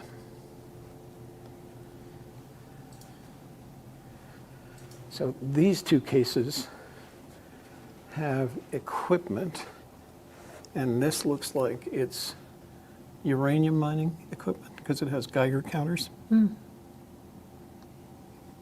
Gold Fat Man nuclear bomb pendant. Oh, so there's trinitonite or Trinitite. trinitite, Right here. and that was the mineral that was formed on the surface of the location where the first atomic bomb was exploded. The gadget. And my uncle Albert, who worked at Los Alamos, had several pieces of it that he used to show off to us. And then he had an old Geiger counter that he would take out and tell us that it was radioactive and scare the heck out of us. Those things are radioactive a little bit. That's true.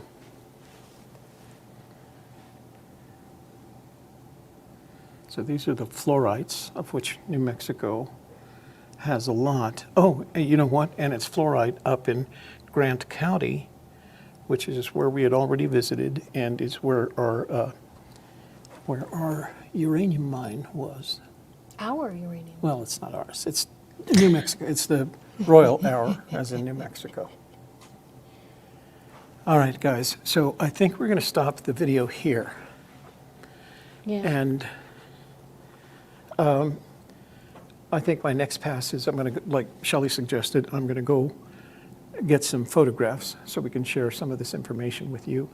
And then we'll Go to the gift shop. go to the gift shop, bookstore, and also I want to look through the purchasable specimens to see if there's anything that we might be able to bring home with us, okay? All right, we're going to turn you off. This is 45 minutes long, so you've probably had enough. The next time you see us will be with an outro. Oops, I missed these. I went to the bookstore first. Okay, maybe we won't turn it up yet. This is what this. So these are solid samples silver mining. mining. So this is stuff that has been mined in New Mexico. Mining history and geology. So you can mine minerals. They do have value. Thus the words mine and mineral. There's so much alike there.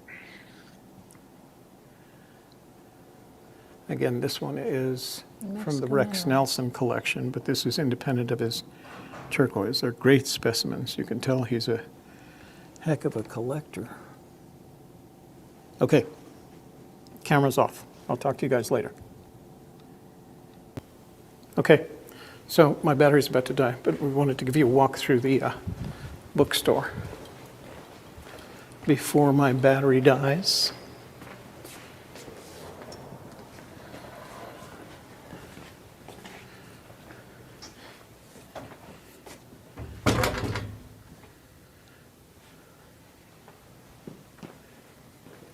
Beautiful collection of books.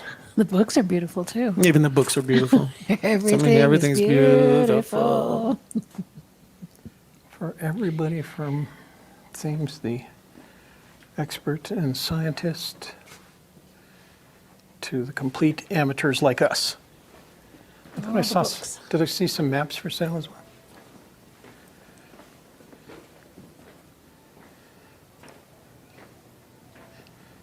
What's this little move here? Look at that. Da-da-da. Oops, I'm sorry. Oops. Door was open. Good thing she had her clothes on. Door was open. Oh, I like that hat. Rock hounding.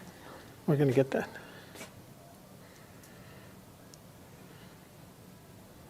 We're gonna get what?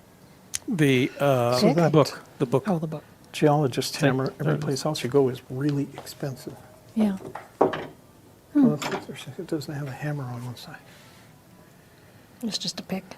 Yeah, on both sides, different angles of the pick.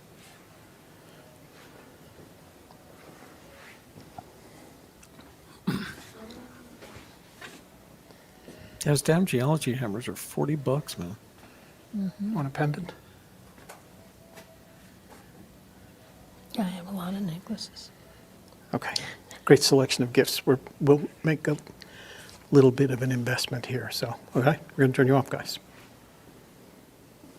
I like calling it an investment. It Okay, you makes can me turn feel your camera better off. about. Okay. Well, that was our day at the Gem and Mineral Museum, just the Mineral Museum. Mineral Museum. Although it at, does have gems. New Mexico Tech. And Toby spent a lot of money and had a lot of fun. And we saw some real pretty stuff. It was a cool place to visit. We recommend it. If you're going through Socorro, make sure you stop in. There's not a whole lot to do in Socorro other than this, so definitely recommended. I would say I highly recommend it if you have any interest in the sciences of geology, to a lesser extent paleontology, but the displays are amazing and very complete, and apparently we've only seen 1/3 of the entire set of specimens they have in the collection, so we were happy to have shown up here. It isn't a long visit, you can do it in the morning.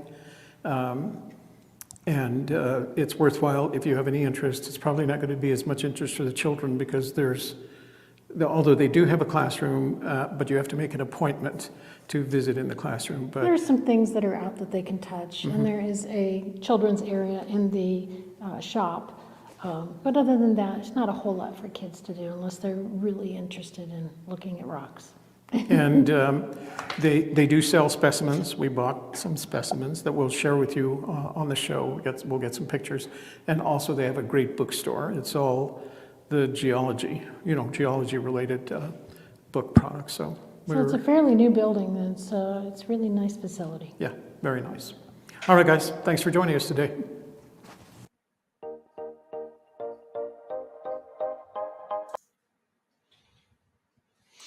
All right. Well, that was our trip to Socorro and the Mineral Museum at New Mexico Tech. For as much time as we spent on this video, it doesn't do it justice, honestly. So we are going to one of the gem and mineral shows in Las Cruces at the end of February, and then there's one in Albuquerque at the middle of March or so. So we'll be going to both of those. The one down in Las Cruces was just kind of it's more than a day trip, so we get to do an overnighter and head out to Dripping Springs if the weather's decent. So it's a little warmer down there than it is here. So we were talking about this yesterday, and Shelley asked a really interesting question: why are all these gem and mineral shows in February, March, April? Denver's in April, which is one of the big ones. Tucson, they're doing all the Phoenix ones or Arizona ones right now. They just finished Tucson, which is the biggest quartzite, etc. And the answer is this is for wholesalers and retailers to come and buy either their supplies or their large batches of various minerals, or even already prepared jewelry, so that they'll be ready for the influx of tourists in the summer months. That's why they all take place during this time. Now, Denver has two of them, one about this time and then another one around October, if I remember correctly, and that's another big one.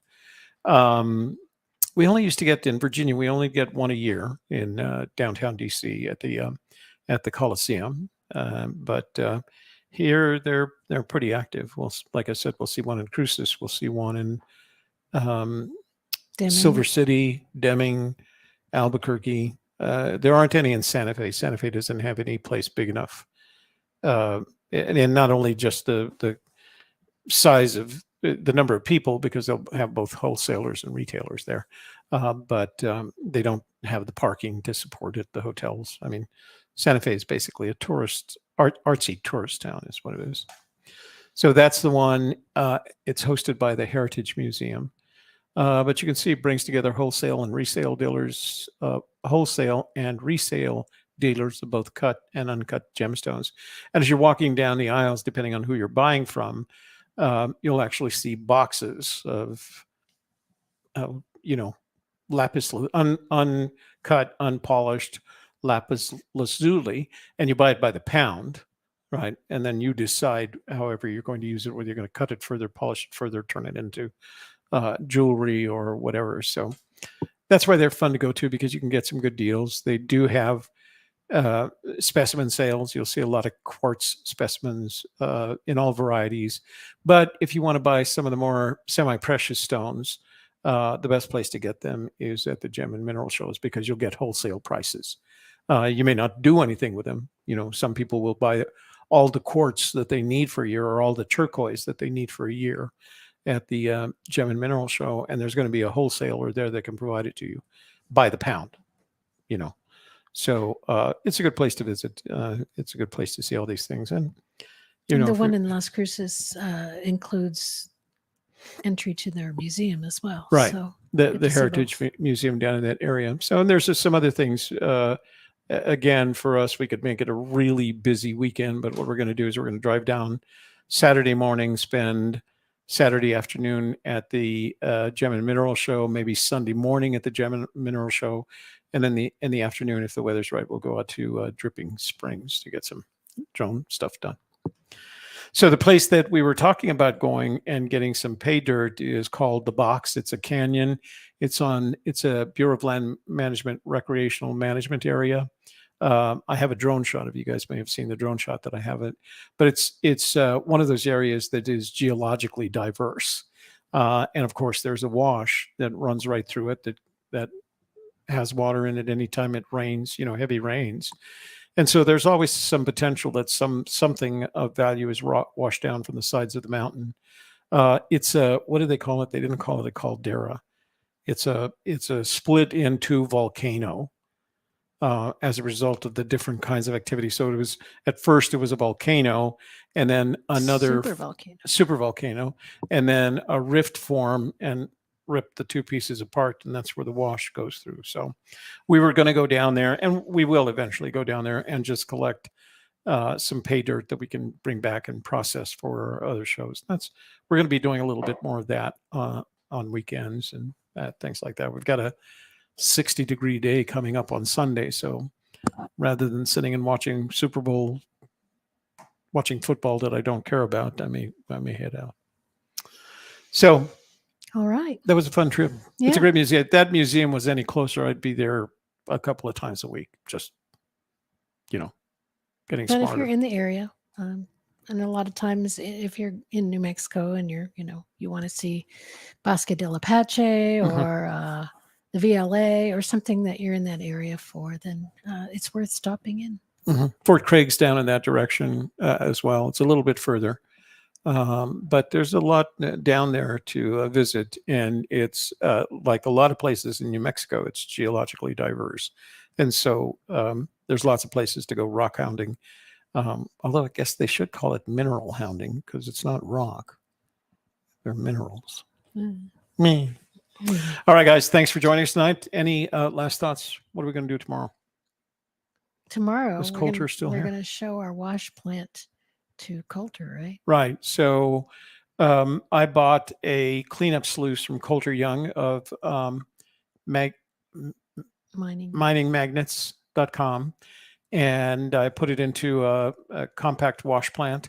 And so I'm going to share that with him tomorrow. We're going to make some video tomorrow, actually, of us using the wash plant, and we're going to show it to Coulter and see what he thinks about what we've done with his product. And he'll tell us. It was very helpful, the conversation that we had last week with him about the dry separator, because he gave me a lot of input about how to use it better than I was. So we'll talk about what he's going to be on the show tomorrow night with our new wash plant. So it'll be fun talking. And on Friday, we're going to go to the coin shop. And so we've mentioned several times that Shelley's, so it was Kevin's father left behind a collection of coins. And we've been trying to figure out everything from eBay, and we've realized that eBay is, if considering the size of this collection, eBay would be a full-time job for 2 to 3 years, literally. That's how big it is. And so I thought one of the times there's a jewelry store down in Albuquerque that I used to go to. I'd look for watches, and they always change the batteries in my watches, although this one is solar powered. And if I was looking for jewelry for Shelley or one of the girls, I would go there. And so I had a good relationship with them. They'd buy my silver and gold, actually.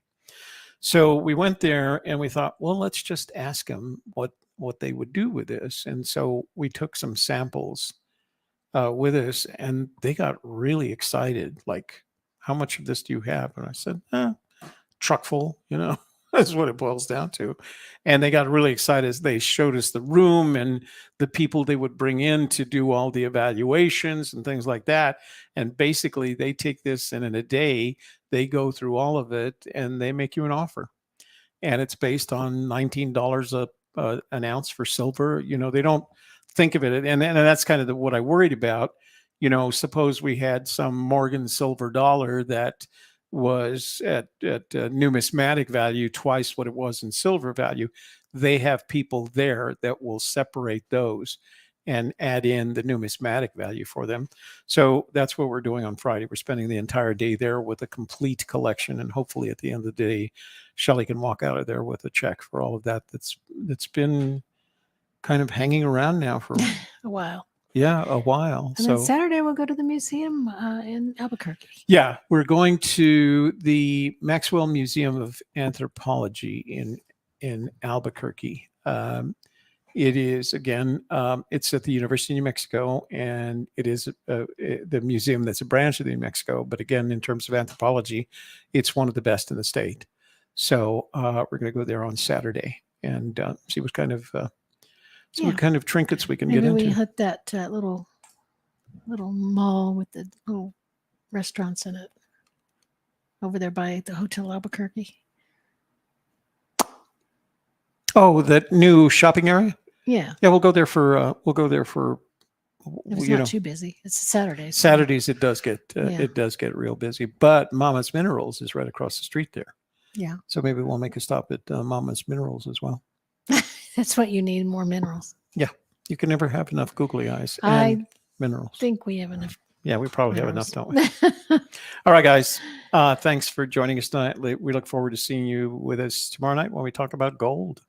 So, all right. Last words. Bye. Bye. Let me turn off the banner here before. It was a long show tonight. Yeah, Thanks for I sticking with know. us. Thanks for your thing. That is really so. We got one on. Night, everyone. Lorraine says, "Night, everyone." That's how we feel. Night, everyone. And I gotta go down here, and here comes the outro. We love you.